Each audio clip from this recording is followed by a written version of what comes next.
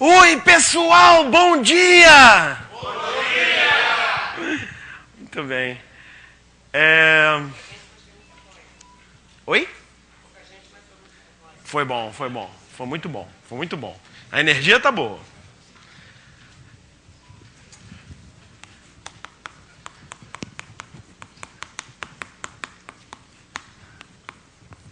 Então, hoje é o segundo dia para a gente falar de aritmética e o paralelo é o seguinte: no primeiro dia, tanto eu como o Paulo, né, naquela terça-feira, nós falamos de coisas que,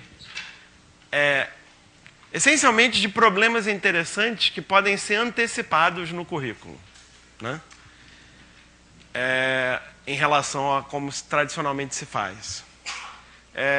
Hoje eu vou fazer basicamente o contrário. Eu vou mostrar problemas interessantes que deveriam ser adiantados no currículo.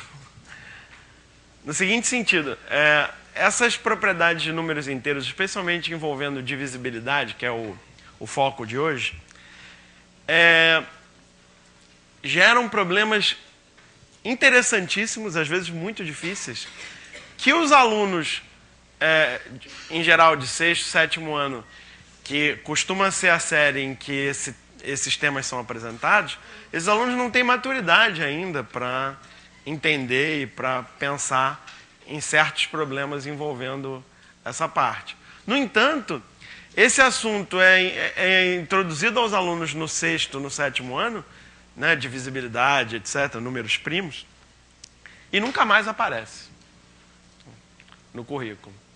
E é uma pena, né? E nós somos da opinião que isso deveria ser corrigido, que a gente deveria sim retomar essa aritmética, especialmente dos números inteiros, da divisibilidade, etc., mais à frente no currículo. Tem diversos problemas que podem ser apresentados.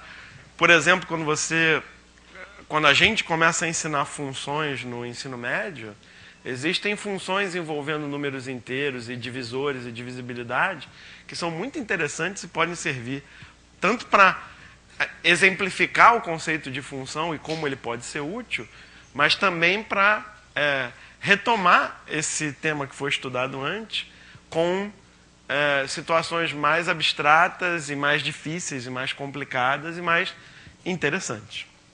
Tá? Então eu quero começar... Eu tinha isso na apresentação, mas acho que esse nem precisa. Eu quero começar propondo um jogo para vocês. Tá? O jogo é o seguinte. Você tem uma certa quantidade de objetos, por exemplo, palitos, moedas, caroço de feijão, tal. Você põe assim em cima da mesa. Por exemplo, 50 palitos. Pega 50 palitos e põe em cima da mesa. Tá? E são 2 jogadores. Na sua vez de jogar, o jogador pode e deve retirar da mesa uma quantidade de palitos de 1 a 5. Quer dizer, tem que tirar pelo menos 1 e pode tirar no máximo 5 palitos. E os jogadores jogam alternadamente, certo? Na sua vez de jogar, o jogador retira de 1 a 5 palitos. E quem não puder mais jogar, perde. Ou seja, aquela pessoa que limpar a mesa, que tirar os últimos palitos da mesa, vai ser a vencedora. Tá certo? Então a pergunta é a seguinte: se você vai jogar esse jogo com seu colega, 50 palitos na mesa, né? Cada um na sua vez pode retirar de 1 a 5. E quem tirar o último vence. Quem pode vencer e qual é a estratégia principal para vencer? Interessante. Eu vou fazer um pedido rápido aqui. Aliás, 2 pedidos. O primeiro é para o pessoal que está filmando. Queria dar uma pausa na filmagem. Me avisa quando tiver a pausa na filmagem.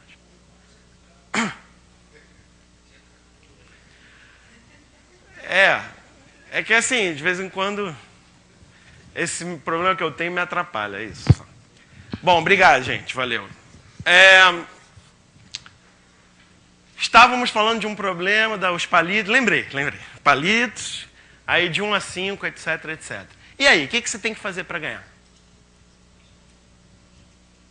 Quando eu apresento isso para os alunos, eu pego 2 alunos, ponho eles no quadro e eles jogam entre si. Assim. E aí os outros observam e tal. E aí depois de algumas partidas o pessoal começa a perceber algumas coisas. Como aqui a gente tem que fazer o tempo render mais, eu não vou chamar os voluntários para jogar não, mas é interessante você jogar algumas vezes. Certo? Mas... Oi. Fala. Não, se cada um tira 5, ganha o que começou.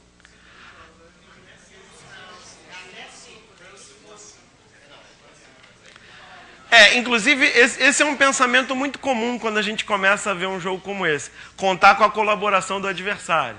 Né? Quer dizer, se cada um tirar 5, quer dizer, você está contando que o seu adversário vai tirar 5. Né? Aí, beleza. Contando com a colaboração do adversário, né, tem vários jeitos diferentes de ganhar.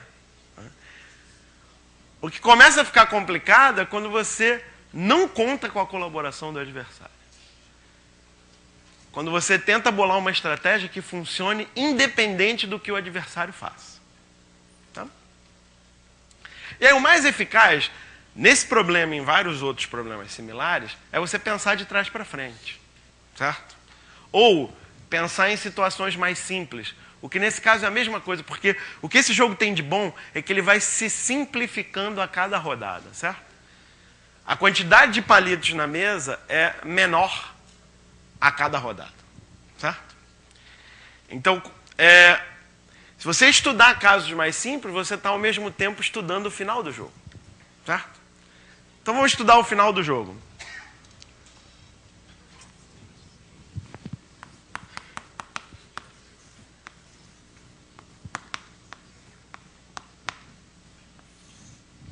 Bom, o final mesmo, acabou o jogo, ocorre quando tem quantos palitos em cima da mesa?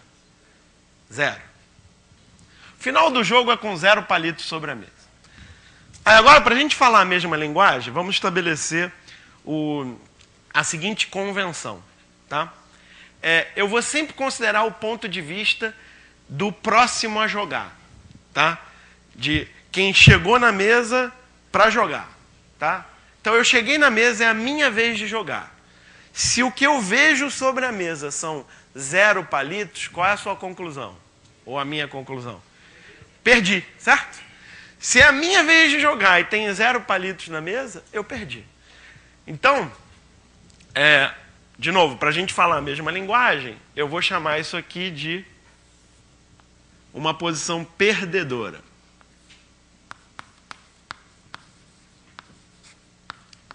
E vou desenhar em vermelho. Posição perdedora é uma posição que, ao chegar na mesa, você perdeu. Tá certo? O que significa você perdeu, eu vou deixar mais claro em breve. Tá? Vamos continuar. Vendo os mais simples possíveis. Se tiver um palito sobre a mesa, é a sua vez de jogar e tem um palito sobre a mesa. O que você pensa? Ganhei, né? Você morre de rir, fica todo feliz, ganhou. E isso aqui é melhor ainda, porque se tem um palito sobre a mesa, não só você tem a possibilidade de ganhar, você é obrigado a ganhar. Porque você só tem uma jogada possível, que é retirar esse um palito e você ganha. Certo? Então, eu vou desenhar isso aqui de azul claro, assim, e vou chamar de uma posição vencedora. Tá? Então, é uma posição vencedora e mais tarde eu deixo claro o que significa uma posição vencedora, porque por enquanto está simples demais até para a gente definir muito abstratamente. Aqui começa a complicar um pouco mais, né? Aí tem gente que vai dizer, complica nada, Luciano. Se eu enxergo 2 palitos na mesa, eu arranco os 2 e ganho, pô. Né? É verdade. No entanto, aqui é possível você fazer uma besteira. É possível. Certo? Você pode fazer a besteira de tirar um palito só e deixar o seu adversário numa posição vencedora. Tá? No entanto, alguém com o mínimo de esclarecimento, querendo ganhar o jogo, basta pensar um pouco e não vai fazer isso, certo? Então, como você chamaria essa posição? Vencedora ou perdedora? Eu também, eu vou chamar essa posição de vencedora. Então, atenção, porque agora tem uma sutileza. Eu não estou chamando de vencedora uma posição como essa número 1 aqui, como um palito, que é você sempre vai ganhar se tiver naquela posição. Não é isso. Estou chamando de vencedor uma posição em que existe uma jogada que garante a vitória. Ok? Então, vou chamar de vencedor uma posição na qual existe uma jogada que garante a vitória. Nesse caso, a jogada que garante a vitória é retirar os 2 palitos e deixar 0 para o adversário. Tá? E com 1, aí você é obrigado a deixar 0 para o adversário. Beleza. De que cor eu devo desenhar o número 3? Azul ou vermelho? Azul. 3 é vencedora. Por quê? Porque eu posso tirar os 3 e deixar 0. Tá? 4 é vencedora, pelo mesmo motivo, certo? E, como alguém disse aí, 5 também é vencedora, porque é possível deixar 0. Tá? E o que acontece com o número 6? Quer dizer, o que acontece se houver 6 palitos sobre a mesa? Essa é a primeira posição realmente interessante para analisar. Né? Bom, se você chegou para jogar esse jogo e você viu 6 palitos sobre a mesa, o que você pensa? E já era, né? Você pensa um pouquinho e percebe que você vai perder. A menos que o seu adversário, né, cometa um erro muito grave. Certo? Por quê? Com 6 palitos sobre a mesa, você só tem 5 jogadas possíveis. E todas as 5 jogadas possíveis deixam o seu adversário numa posição que nós já vimos que é vencedora, certo? Tá? Então você chamaria o número 6 de vencedor ou perdedor? Perdedor, e eu também.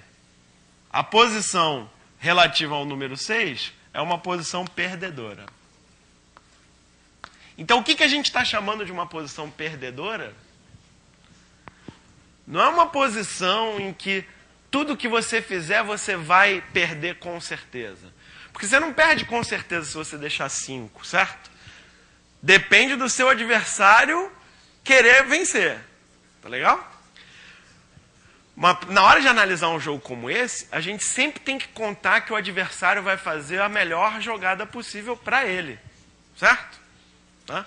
Se ele não fizer a jogada melhor possível para ele, ótimo, ele me deu uma chance. Mas, em princípio, eu tenho que contar que ele vai fazer a melhor jogada possível para ele.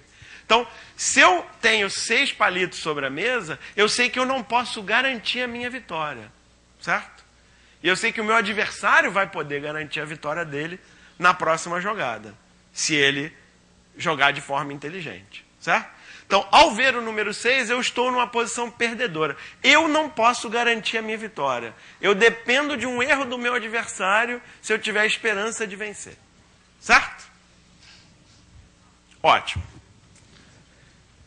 Então fala para mim quais são, como classificar os próximos números. 7, 8, 9. Fala para mim.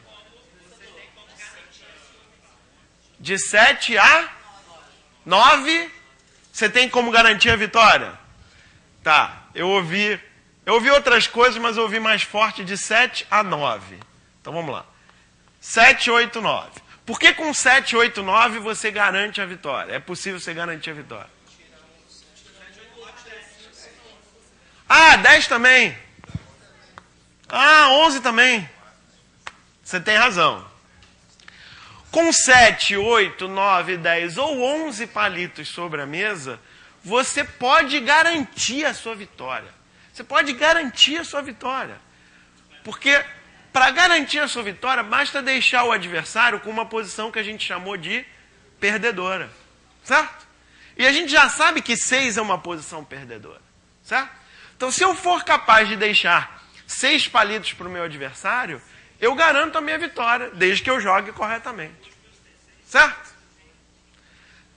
E, de fato, com 7, 8, 9, 10 ou 11, eu tenho a possibilidade de deixar 6. Certo?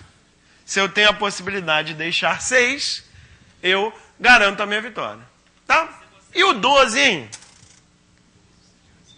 E o 12? O 12 é o quê? Perdedor. Afinal de contas, eu fiz em vermelho. Né?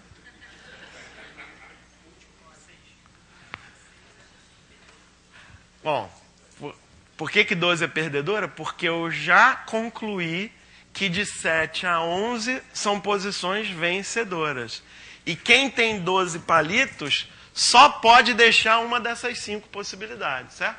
Quem tem 12 palitos só pode deixar 7, 8, 9, 10 ou 11.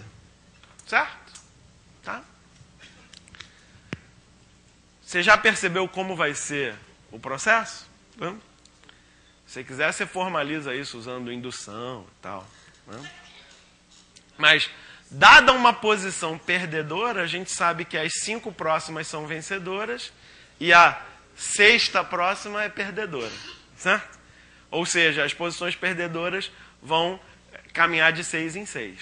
Né? Vão formar, se você quiser, uma progressão aritmética de razão 6. Como eu comecei do zero, as posições perdedoras serão sempre os múltiplos de 6. Certo? Bom, e aí agora, você que é professor também como eu, né? Depois que você deixa os seus alunos engajados num joguinho como esse, invariavelmente aumenta o interesse e a vontade de entender critérios de divisibilidade. Porque, claro, depois que você percebe isso aqui, então, você precisa jogar com 50 palitos. Se a gente jogar com 100 palitos? Bom, antes disso, né? Com 50 palitos foi o problema original, que eu ainda não resolvi. Tá, então olha lá. Tem 50 palitos sobre a mesa. Você vai jogar com o seu colega. Você quer começar ou vai deixar ele começar? Você quer começar. E você vai começar e você vai retirar quantos palitos? 2. Por quê? Porque você quer deixar um múltiplo de 6 para ele. E o próximo múltiplo de 6, depois do 50, abaixo de 50, é o 48, certo? Então, para garantir a sua vitória nesse jogo, você já começa, já desde o início você já sabe o que fazer. Você retira 2 palitos, deixa um múltiplo de 6 para ele, deixa 48. E aí? O que ele vai fazer? Ele vai tirar de 1 a 5. E você vai fazer o quê? Você vai complementar 6. Se ele tirar 1, você tira 5. Se ele tirar 2, você tira 4. Se ele tirar 3, você tira 3. Certo? E com certeza você vai deixar 42 para ele na próxima. Ok? E aí você continua desse jeito. Até você ganhar. Certo? E se forem 100 palitos? Você quer começar ou você vai deixar ele começar? Você quer começar e você vai tirar 4. Porque 96 é múltiplo de 6. Agora, e se você for jogar esse jogo e o número de palitos for 417 milhões 829.319 palitos, certo? Você vai querer começar ou você vai deixar o seu adversário começar? Deixa ele começar? Se for eu seu adversário, lamento, você perdeu. Se você estiver jogando comigo e deixar eu começar, eu vou ganhar. Porque esse número não é múltiplo de 6, ele é ímpar.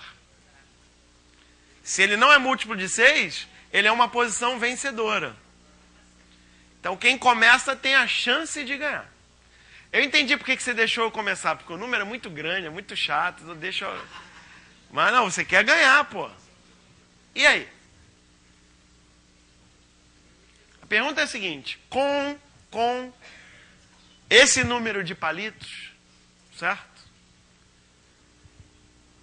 Qual é a estratégia vencedora? Quantos palitos você tem que tirar na sua primeira jogada para garantir que você vai ganhar o jogo?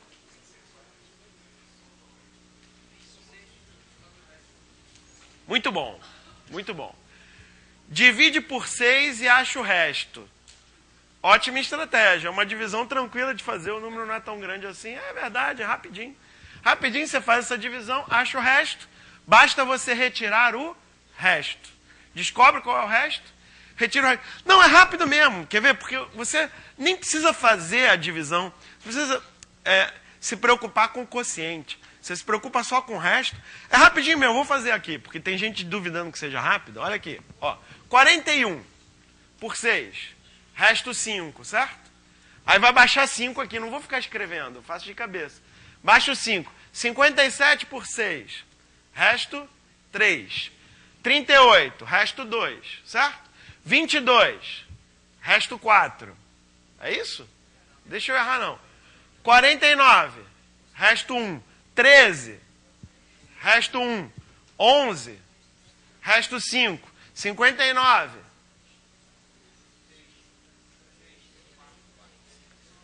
Resto 5, né?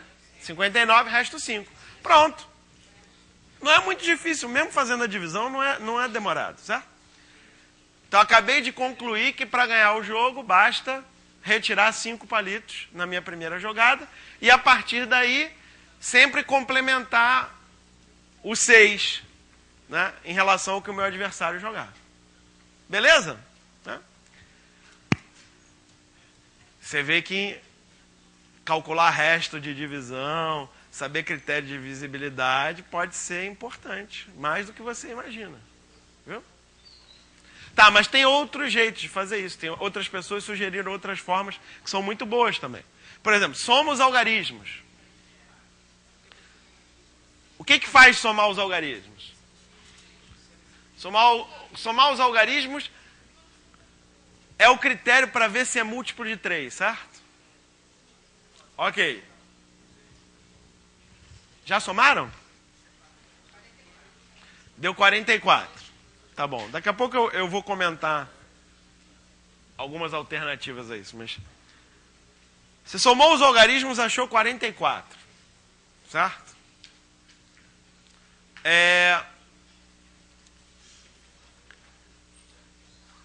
44 é múltiplo de 3? Não. Mas 42 é, certo?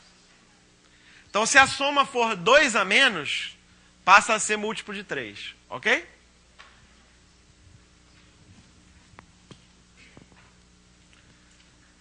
Nove. Se você tirar 2, vai terminar em 7. Então, tirando 2, fica um múltiplo de 3, mas que não é par, certo? Então, não é múltiplo de 6. Se você tirar 2 algarismos, tirar 2 unidades, 2 palitos, certo? Agora, se você tem um múltiplo de 3 ímpar, o que você faz para conseguir um múltiplo de 3 par? Tira 3, certo? Então, você tira 2 para virar um múltiplo de 3 ímpar e tira mais 3 para ficar um múltiplo de 3 par. No total, você vai tirar 5, certo? Que é a mesma coisa que a gente tinha descoberto do outro jeito. Tá bom? Então, é também um bom jeito de descobrir o que fazer. Certo? Você usar os critérios de divisibilidade por 3 e por 2, né? Ou é o que é o critério de divisibilidade por 6. Você usa os fatores primos 2 e 3 e descobre. Tá? Alternativas interessantes. Em vez de somar os algarismos, você pode já somar tirando 3, para a conta ficar mais rápida. Porque cada vez que você tira 3, você não altera o fato de ser múltiplo de 3 ou não. Então, por exemplo, o próprio 4 aqui, você já tira 3, fica 1. Tá? Ou você substitui o número pelo seu resto, se você quiser. Tá? Então, o 4 é 1, porque você está dividindo por 3. 1 mais 1, 2. Certo? O 7 é 1. Ok? Então, 2 mais 1, 0. Entendeu? Entendeu o que eu estou fazendo? Eu estou fazendo o seguinte.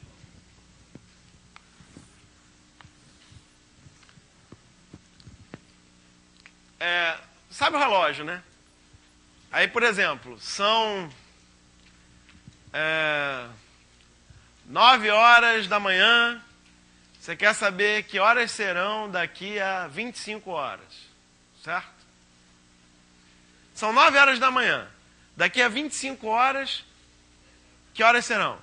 10 horas da manhã. Por quê? Você fez 9 mais 25? Não. Certo? Você fez o quê? Você fez 9 mais 1. Por quê? Porque de 12 em 12 horas o relógio, se você é um relógio de ponteiro, né? Então, ou de 24 em 24 horas a hora volta ao início, certo? Então você somar 24 horas é a mesma coisa que somar 0 na hora, certo? Ok? Então aqui é como se eu tivesse um relógio, na verdade com 0, 1 e 2, tá? E eu vou somando, certo? O primeiro é 4. Onde é que está o 4? 0, 1, 2, 3, 4. O 4 está aqui, percebeu? O 4 é 1, tá? Aí somei 1, vim para o 2, certo? Somei 7. Somar 7 é a mesma coisa que somar 1, né, gente? Porque 6 são 2 voltas completas. Então, somei 7 e vim para cá. É isso que eu estou fazendo, certo? Somei 8. Vamos fazer aqui que fica mais fácil. Somei 8. Eu vou parar onde? No 2. Ok? Tá? O próximo é, somei 2. Vim para cá. Certo? Somei 9. Continuei aqui. Certo? Somei 3. Continuei aqui. Somei 1. Certo? Somei 9. Continuei aqui. Qual é o resto na divisão por 3? 2. Beleza? Ou seja, ao somar os algarismos para descobrir o resto na divisão por 3, você não precisa realmente somar tudo. Você pode ir somando nesse ciclo aí de 3 unidades para ir mais rápido com a conta. Porque só te interessa o resto, né? Não te interessa exatamente qual é essa soma. Tá legal? E aí, enfim, a conclusão é a mesma. Se o resto na divisão por 3 é 2, se eu tirar 2 fica um múltiplo de 3. Se eu tirar mais 3, fica outro múltiplo de 3 que é par. Beleza? Tá bom. Aí nesse momento seria legal eu perguntar para vocês o que acontece com o mesmo jogo se em vez de tirar de 1 a 5, a gente pode tirar de 1 a 6. Se em vez de tirar de 1 a 5 palitos, você pode tirar de 1 a 6 palitos, quem serão as posições perdedoras? Os múltiplos de 7. Né? E assim por diante. Agora, tem uma variação ainda mais legal, que é a seguinte.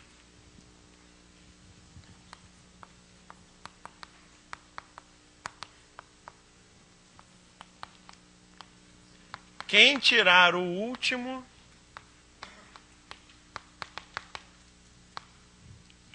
perde.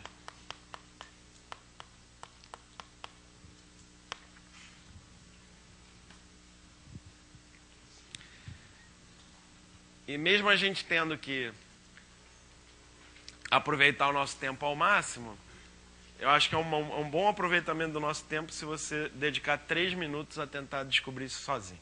Tá? Então você tem 3 minutos para tentar descobrir sozinho o que acontece. De 1 a 5, tá? 1 a 5 palitos. Tá? 1 a 5 palitos. Pode começar com 50 também. Pode começar com 50. Pode retirar de 1 a 5, que nem o problema original. A única diferença é que em vez de quem tirar o último ganha, agora quem tirar o último palito perde. Quem limpou a mesa perdeu o jogo. Tá? E agora? 3 minutos para você pensar sozinho.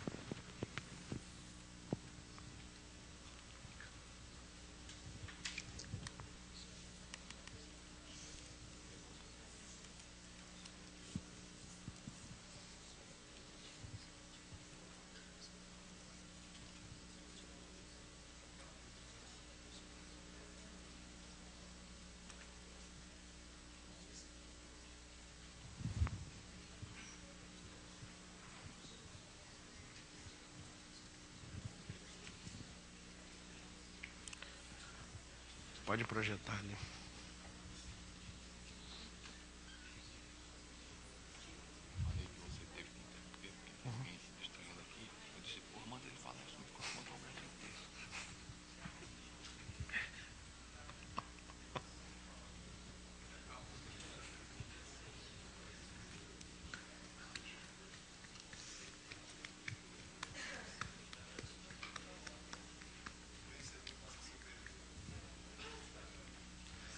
Bom, eu coloquei o enunciado original no quadro, só para facilitar. Não foi porque tem gente chegando agora, não, tá? Quem está chegando agora tem que se virar e saber o que está sendo feito na aula, entendeu? Não coloquei o enunciado porque tem gente chegando agora, não. É mais para ficar claro para todo mundo. Então, esse é o enunciado original, o problema original que eu fiz. Agora eu estou propondo a você uma variação, certo? A única diferença entre isso e isso é quem é que ganha e quem é que perde, tá? É? Interessante.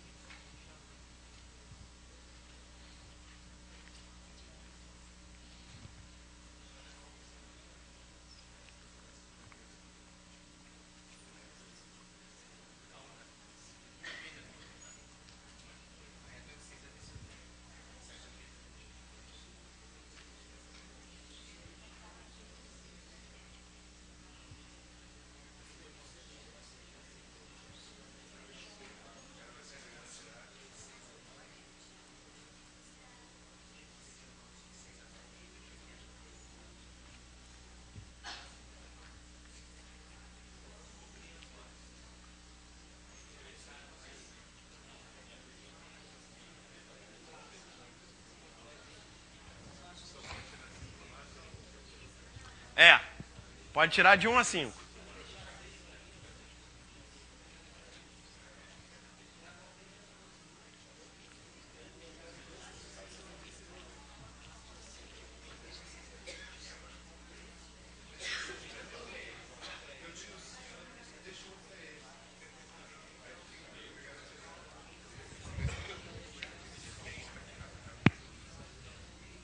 Qual o seu nome? Jonathan. Eles conseguiram te confundir aí? Eles conseguiram te enrolar? Foi? Não, eu tô super interessado no que aconteceu agora. Tô super interessado. Porque você estava falando comigo.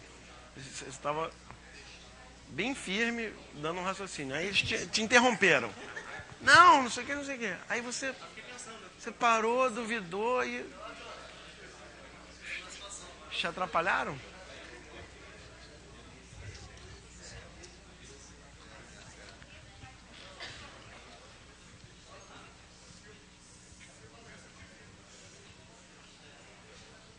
Começou bem. Começou bem. E depois?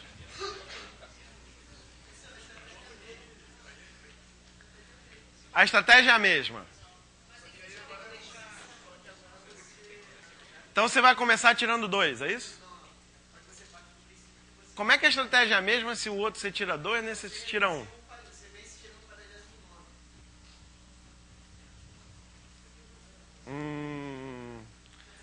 Ainda não está claro. Tá, você começa tirando 1 e depois? Ah, os perdedores são os múltiplos de 7. Ganhei. Legal, legal. Muito bom. Muito bom, gente. Então eu já vi que bastante gente descobriu o correto, que as posições perdedoras são os múltiplos de 6 mais 1. São os números que deixam o resto 1 na divisão por 6. Tá? São os perdedores. Por quê? A análise é idêntica a essa. Eu vou fazer até aqui do lado. A análise é idêntica a essa. Sendo que a primeira posição perdedora é o 1. 0 aqui será uma posição vencedora. Mas não ajuda muito a gente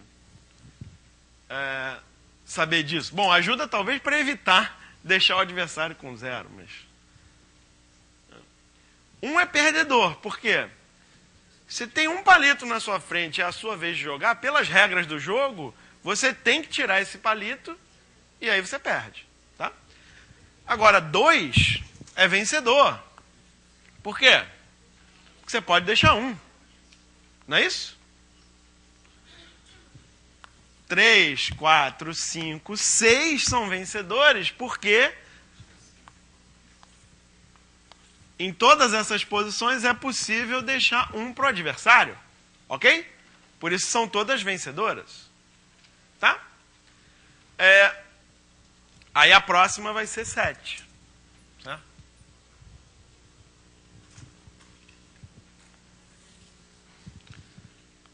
Então aqui é a variação.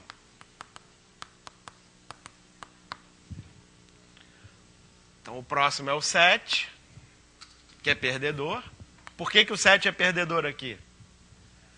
Porque as jogadas que você pode fazer a partir do 7, todas elas deixam o adversário numa posição vencedora.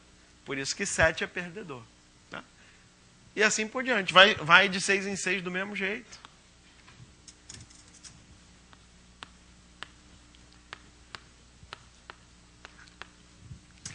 Então, se o número de palitos é esse aqui... Bom, se o número de palitos é 50, vocês já falaram, é só tirar um. E se o número de palitos é esse aqui? Você quer começar ou você deixa o seu adversário começar? Hã? Se o número de palitos é esse aqui, o que você vai fazer? Você gostaria de começar o jogo ou você vai deixar o seu adversário começar o jogo? Essa é a primeira pergunta. Você começa. E qual vai ser a sua jogada? Tira 2? Tira 4? E aí? O que nós descobrimos sobre esse número dividindo ele por 6? Que ele deixa resto 5. Certo? Olha só. Chama esse número de n. O que significa dividir um número n por 6, achar um certo quociente q e o resto 5? O que significa isso? Significa que n é 6 vezes q mais 5, é ou não é? Certo? E tem uma outra condição que já está automaticamente satisfeita, que é o número que está aqui tem que ser menor do que o divisor. Maior ou igual a 0 e menor que o divisor. Isso é claro porque 5 é menor que 6. Tá legal? O que é isso? O número de palitos é um múltiplo de 6 mais 5, certo? Quais são as posições perdedoras? São múltiplos de 6 mais 1, certo? Como é que você pode partir de um múltiplo de 6 mais 5 e obter um múltiplo de 6 mais 1? Tira 4. É ou não é? Certo? Se você retirar 4 aqui,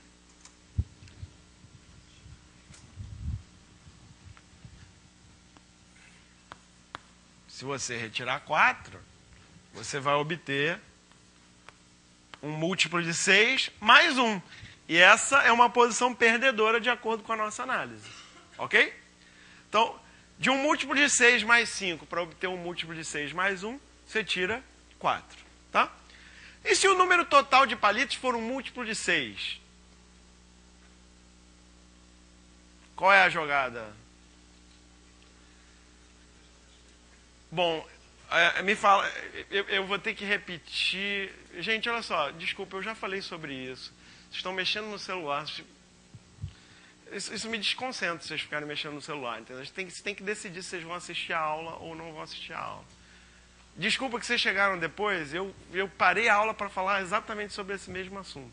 Entendeu? Aí agora eu não vou parar a aula de novo, vou ter que falar mais rápido e mais grosso. Me perdoem. Tá? Bom, alguém me disse aqui que lá pro resto do Brasil era bom eu falar isso também, então falei pro resto do Brasil também. Ok. Alguém me disse que eu não devia ter parado. Então, ó, o pessoal aí do resto do Brasil, para de mexer no celular e vão assistir a aula também, pô.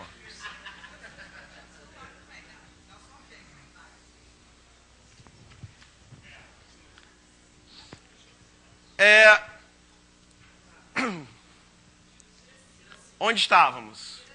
Isso. Se você tiver um múltiplo de 6, você tira 5, certo? E aí você obtém um múltiplo de 6 mais 1. Ok? Beleza? Tá. Não, tá, você tem razão, me perdoa, você tem razão. Você tem razão.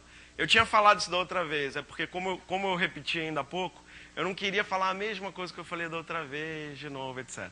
Mas você tem razão, tem mais gente mexendo no celular, mas eles estão escondendo, entendeu? Porque foi o que eu falei. Se você vai fazer outra coisa na aula, esconde para eu não perceber, etc. Então a diferença é essa, entendeu? Eles estão escondendo, vocês não estavam, por isso. Não, tá tranquilo, vamos lá, vamos continuar.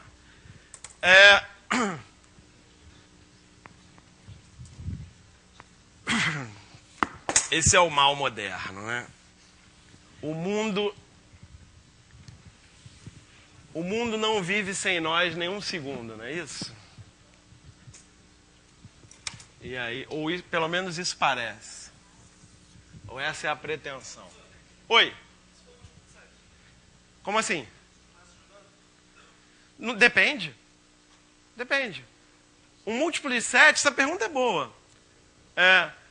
Ele está me perguntando, Luciano, o que você faz nesse jogo se o número de palitos é um múltiplo de 7? Você começa jogando ou você deixa o outro começar? Eu digo, depende. Se for um múltiplo de 6 mais 1, eu deixo o meu adversário começar jogando. Se não for um múltiplo de 6 mais 1, eu quero começar jogando. Porque o fato... Mas isso é legal, ó. O fato de ser um múltiplo de 7 não me dá qualquer informação sobre o resto na divisão por 6. Ok? Então, eu saber que o número total de palitos é um múltiplo de 7 não me ajuda a fazer qualquer estratégia. Saber que ele é um múltiplo de 6 me ajuda. Agora eu tenho uma pergunta para você.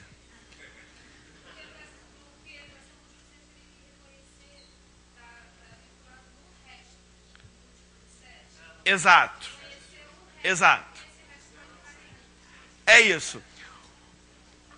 Você precisa da informação sobre o resto na divisão por 6. Ter uma informação sobre o resto na divisão por 7 não te ajuda a ter nenhuma informação sobre o resto na divisão por 6. Porém, agora eu tenho uma pergunta para você, para vocês. E se eu sei que o número é um múltiplo de 3? O que eu faço? Eu começo ou deixo você começar? Ou, se você sabe que o número é um múltiplo de 3, e aí?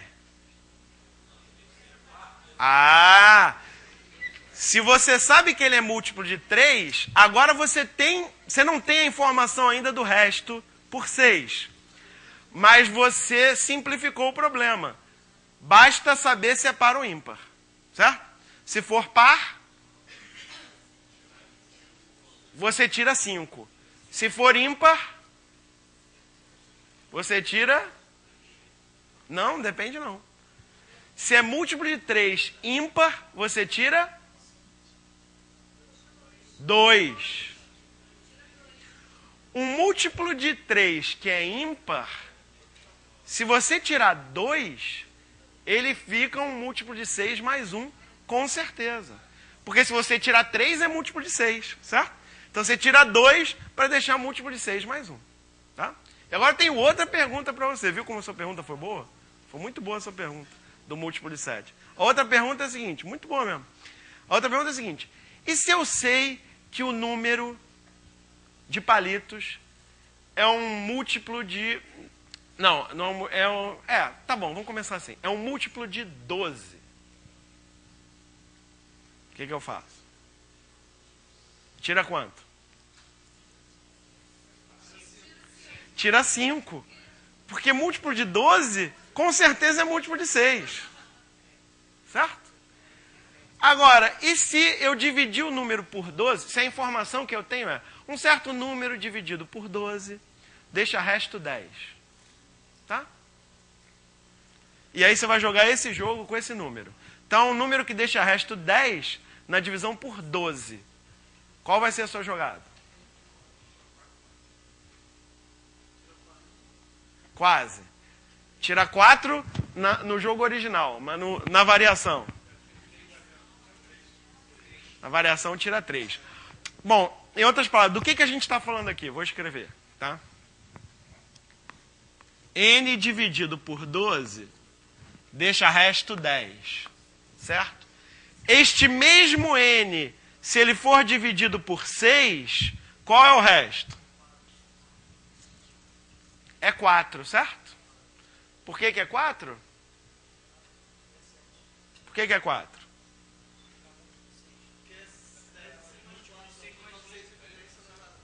Isso.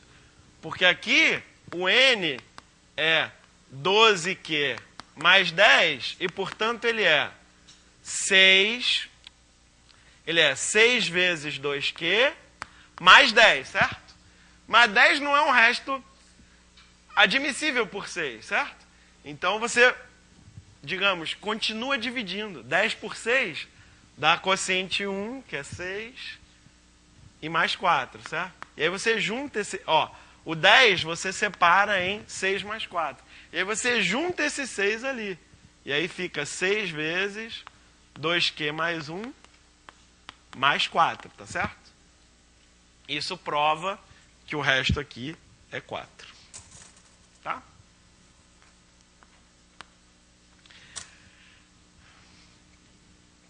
E aí, como de vez em quando acontece em aulas como essa, né, a aula está virando vida... Tá começando a ter vida própria, né? Eu ia falar de algumas coisas, vocês estão me levando para falar de outras. Porque esse assunto é super interessante. Se você tem o resto por 6 e o resto por... Se você tem o resto por 6, você não sabe nada sobre o resto por 7. Se você tem o resto... E vice-versa. Se você tem o resto por 12, você sabe exatamente qual é o resto por 6. Se você tem o resto por 3, você não sabe exatamente qual é o resto por 6. Mas você reduz as opções. E o que o 6 e o 12, o 6 e o 3 têm que o 6 e o 7 não têm? Fatores comuns. Certo? Fatores comuns. Como 6 e 7 não têm fatores comuns, como 6 e 7 são o que a gente chama de primos entre si, o resto da divisão por 6, a informação sobre o resto da divisão por 6 não ajuda e não influencia em nada qualquer informação sobre o resto da divisão por 7. Bom, e aí o que é legal, que eu estou me coçando aqui para falar ou não falar, eu estou tentando resistir, é que isso é uma coisa muito legal, que o vice-versa é verdade. O que é o vice-versa aqui? Tem vários, a gente podia pensar em vários tipos de vice-versa. Mas o vice-versa é o seguinte. Um número pode ter qualquer resto por 6 e qualquer resto por 7. E vice-versa. Se você souber o resto de um número por 6 e souber o resto do número por 7, você consegue determinar de forma única o resto desse número por... 42. Que é 6 vezes 7. Agora eu falei, não falei? Então, já que eu falei, vou falar, né? Tá, considera isso aqui um probleminha. Problema que pode aparecer aí para você em alguma situação. Esse problema é até relativamente comum, tá? Em certos concursos.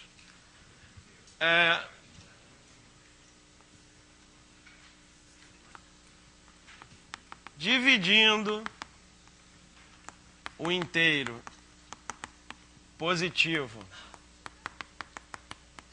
n por 6 e por 7, obtemos restos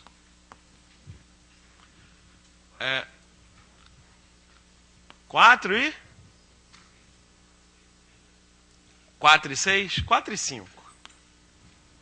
Pode chutar à vontade. Você pode chutar qualquer resto por 6 e qualquer resto por 7. Isso aqui vai funcionar. Bom, agora a gente tem que fazer uma pergunta. Tem várias perguntas legais para fazer aqui.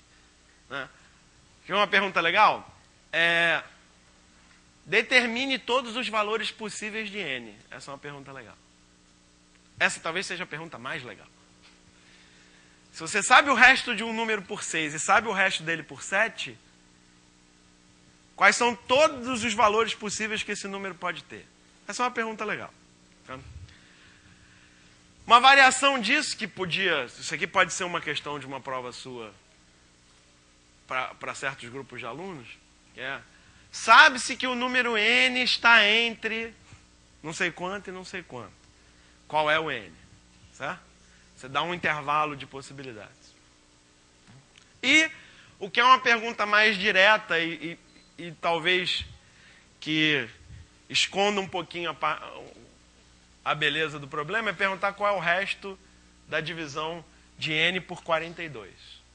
Tá?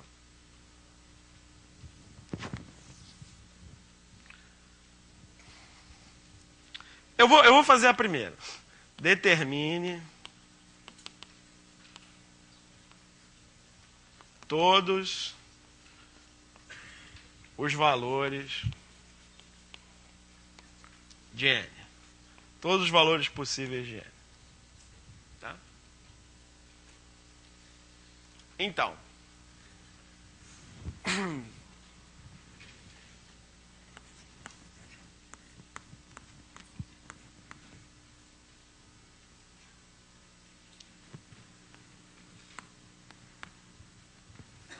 n é 6q mais 4 e o mesmo n é 7k mais 5. Certo? Qual a conclusão?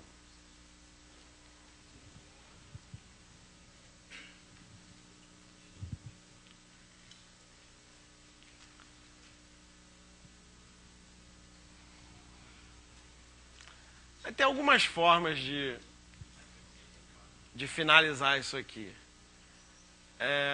A minha preferência é a seguinte. Pode ser. Minha preferência é a seguinte.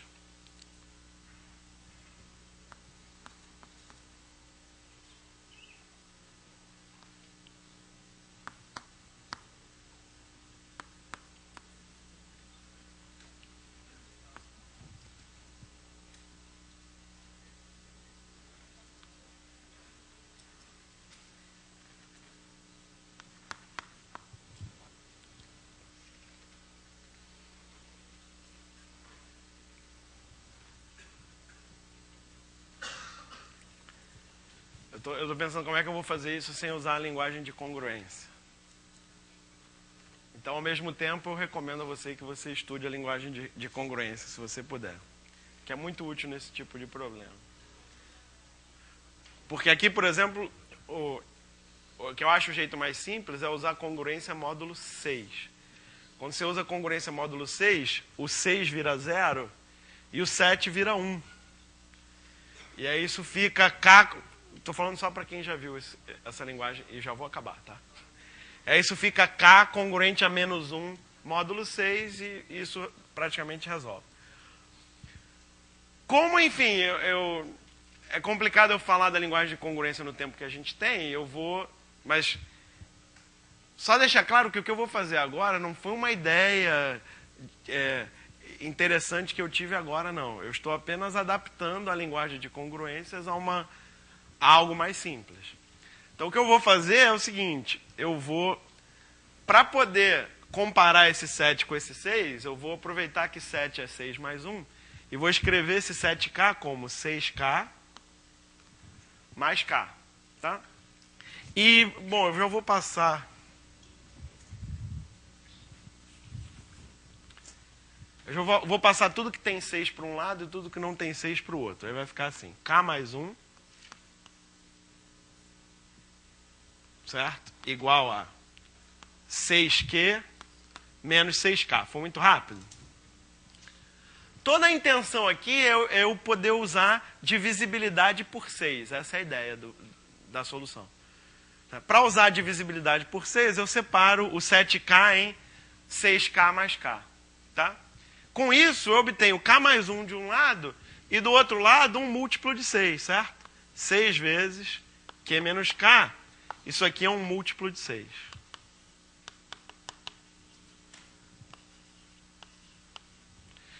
E aí, a gente chega à seguinte conclusão. K mais 1 tem que ser um múltiplo de 6, certo? E vice-versa. Basta K mais 1 ser um múltiplo de 6 para aquela equação ter solução, certo? Se K mais 1 for múltiplo de 6, você divide por 6 dos dois lados e você encontra uma solução, certo? Então existe solução se somente se o K for um... K mais 1 é um múltiplo de 6, certo? K mais 1 é múltiplo de 6.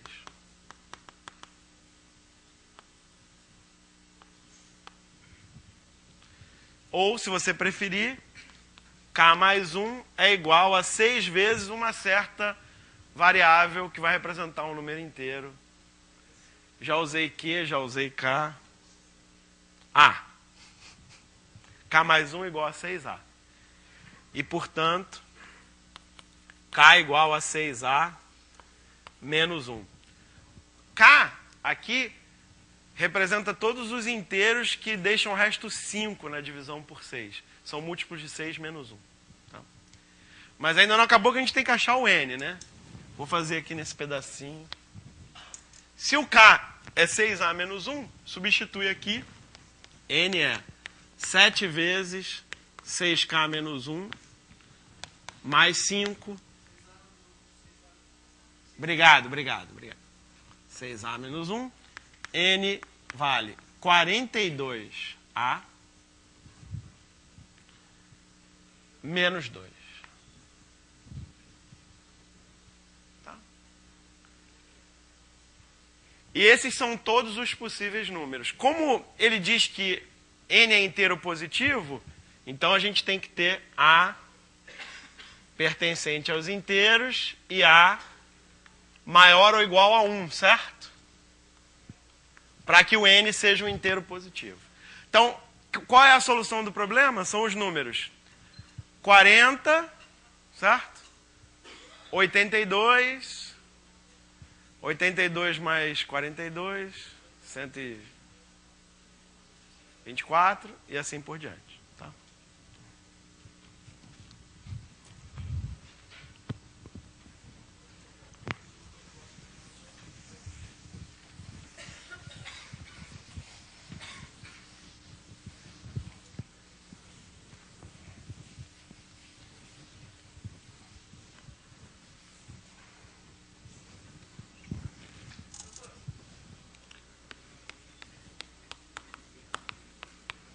Então, os números são esses aqui. 40, 82, 124.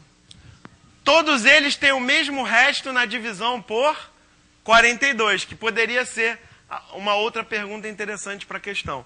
Qual é o resto da divisão desse número por 42? Qual é? 40, certo? O resto da divisão de qualquer número desse por 42 é 40. Então, bom, já que eu falei disso, eu fiquei na dúvida se eu ia falar ou não falar, mas eu falei. Então, assim, quando os números são primos entre si, isso aqui foi um exemplo, mas vale em geral, tá? Quando os números são primos entre si, se você souber o resto de um número por esses dois primos entre si, você consegue descobrir o resto pelo produto dos dois, tá? Então, ou seja, isso vale em geral. Como é que você quer descobrir o resto de algum número por 39? Basta saber o resto por 3 e o resto por 13. Certo?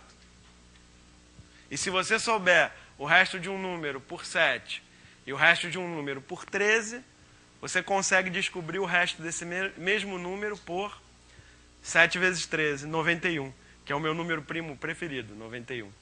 7 vezes 13. 91 é meu número primo preferido, 7 vezes 13.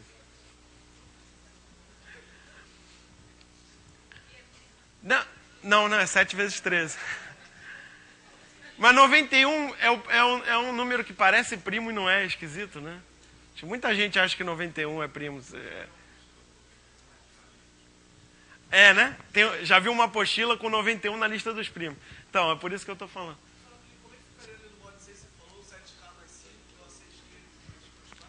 Módulo 6 aqui fica o seguinte. O 7 vira K, 7K vira K. O 5 vai para lá e fica menos 1. E o 6 vira 0. Então fica K congruente a menos 1 módulo 6. Que é isso aqui.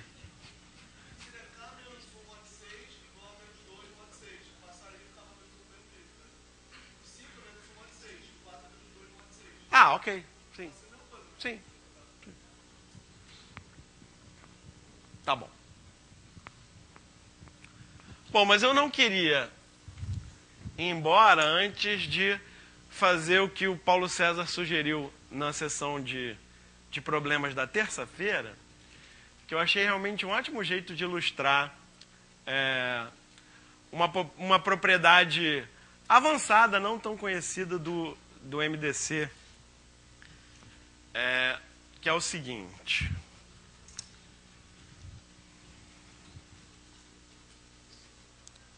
Deixa eu colocar aqui.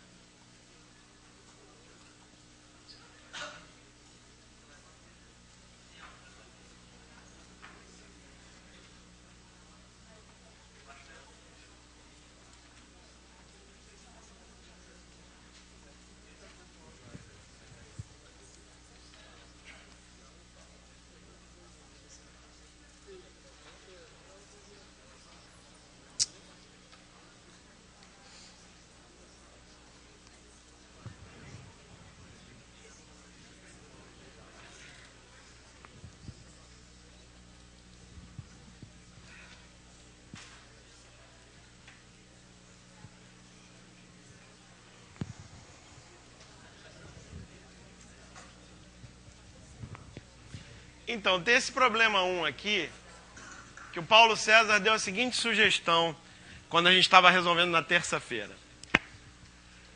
Tira esse 84.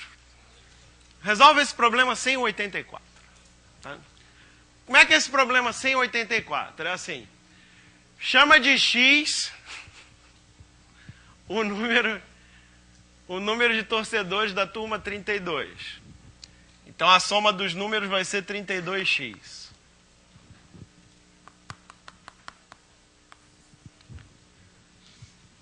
O da outra turma chama de y, fica 34y. Tá?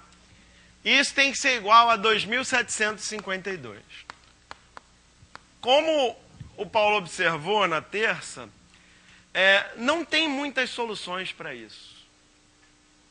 Apesar do número ali ser grande e tal, não tem muitas possibilidades para isso, não. E esse é um problema super interessante.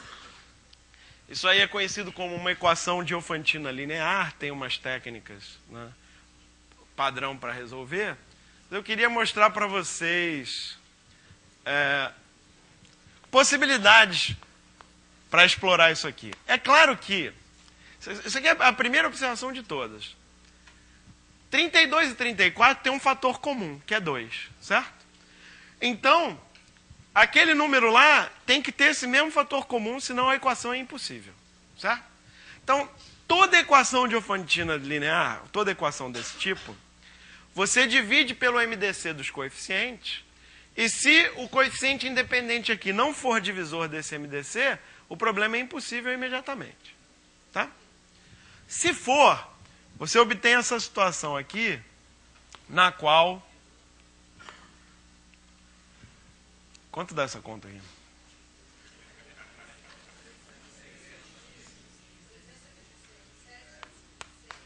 Isso, obrigado. E agora a pergunta é a seguinte. Quais são todas as possibilidades para x e y inteiros positivos? Porque seria meio esquisito uma turma ser vazia aí, né? Então acho que pode considerar que x e y são inteiros positivos. Todas as possibilidades para isso aqui. E aí, antes de falar da parte matemática, antes de falar do que, né? É o tempo para variar.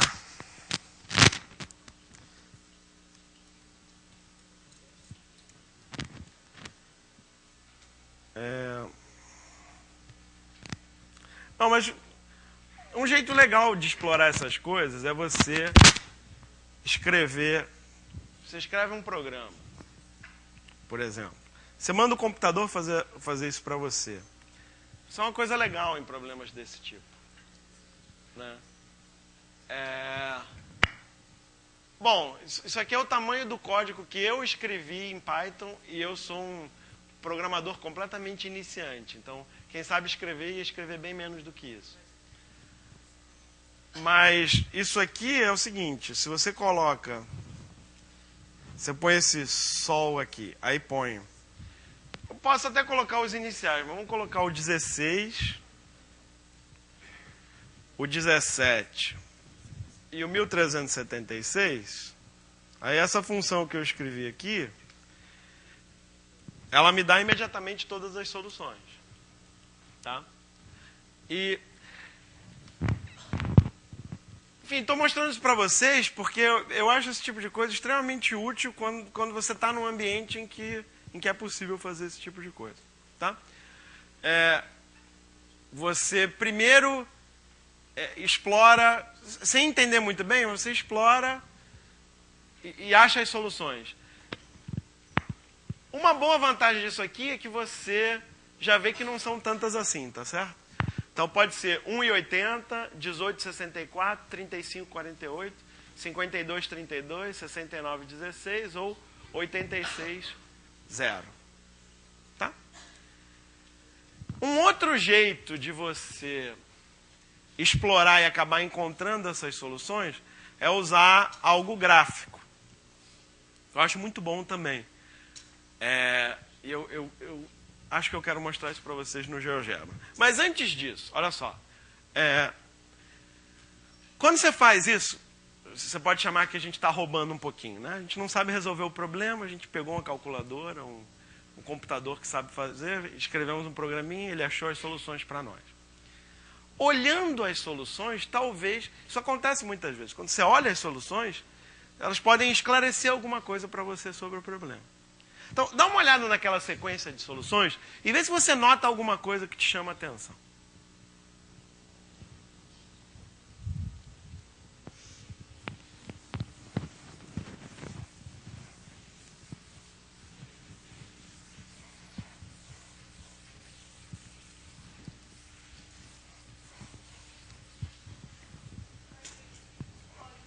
Então, 1,80. 18.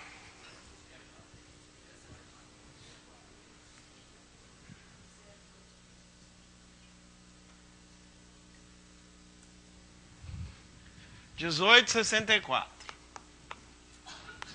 35. 48.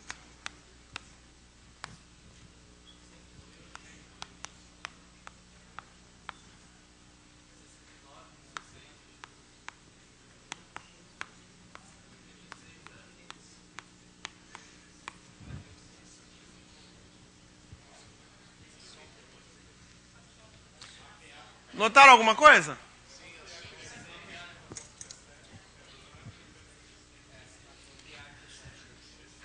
Então, assim, eu acredito bastante em você usar recursos tipo calculadoras para fazer esse tipo de coisa. Porque muitas vezes quando você olha as soluções, você descobre alguma coisa. Né? E aqui é bem claro, né? Todo mundo viu, certo? Para eu ir daqui para lá, eu somo o vetor... O quê? 17 menos 16. E assim por diante. Certo? Eu não achei nenhuma delas. O computador que achou todas. É isso aí. Na prática, achar soluções... Achar uma solução não costuma ser muito difícil, realmente, na prática. Legal, e esse é um ponto bacana, porque se você sabe como ir de uma solução para as outras, basta achar uma, e você acha todas, certo? E achar uma você pode achar no chute.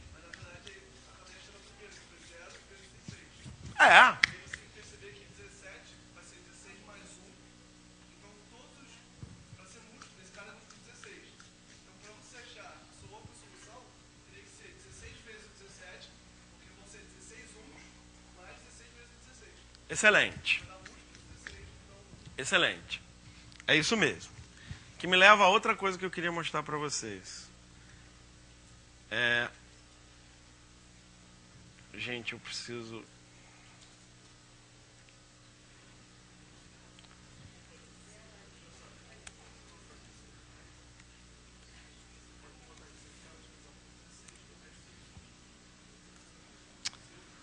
Bom, tá. Bom, eu ia mostrar isso para vocês no GeoGebra, mas dado que a gente tem pouco tempo, eu vou desenhar à mão mesmo. E você vai entender.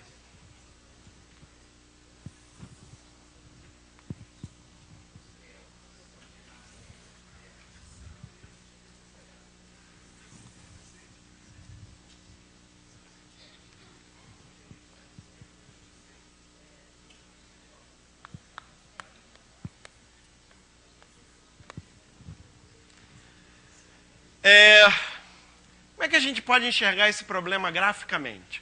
Graficamente é o seguinte: essa equação 32, ou 16x mais 17y igual a 1376 é uma reta desse tipo aqui no eixo cartesiano. Tá? E o que significa achar soluções inteiras positivas ou soluções inteiras? Significa pegar o quadriculado aqui que você vai pegando de um em um, certo? Isso também é chamado de reticulado. Você pega esse quadriculado aqui. Isso é super legal de ver no GeoGebra. E o que você quer? Você quer ver que pontos dessa reta batem exatamente nos pontos dos quadrados aqui. Nos pontos do quadriculado certinho. Tá? E, enfim, no olhômetro dá para achar. Você olha, enxerga, aí você vê aqui 1,80, certo? E aí essa é a reflexão que eu quero fazer com vocês.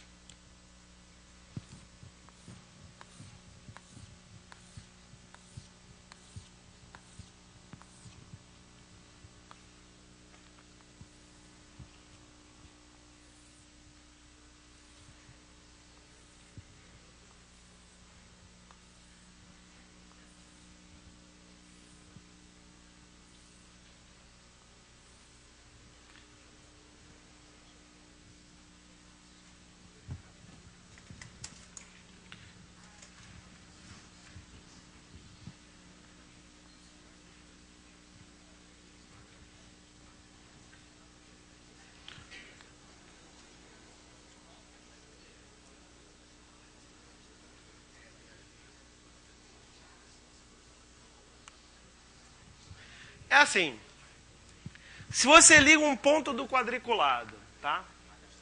Se você liga um ponto do quadriculado a um outro ponto do quadriculado, das duas uma, ou aqui dentro tem algum outro ponto do quadriculado, na minha figura até parece que tem, ou não tem nenhum, tá?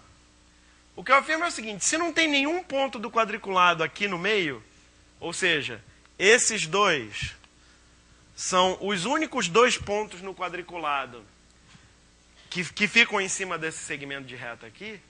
Se você continuar desenhando a reta, certo? O que vai acontecer vão ser repetições dessa figura, certo? Tá? Então, se de um para o próximo, certo? A distância foi essa, de qualquer outro para qualquer outro, a distância vai ser sempre a mesma, que é o que a gente observa ali, olhando as soluções. Tá? E, finalmente, por que o próximo é descer 16 e avançar 17? Simples, porque aí bom, tem vários jeitos de ver, mas eu prefiro olhar esse aritmeticamente mesmo. Olha só.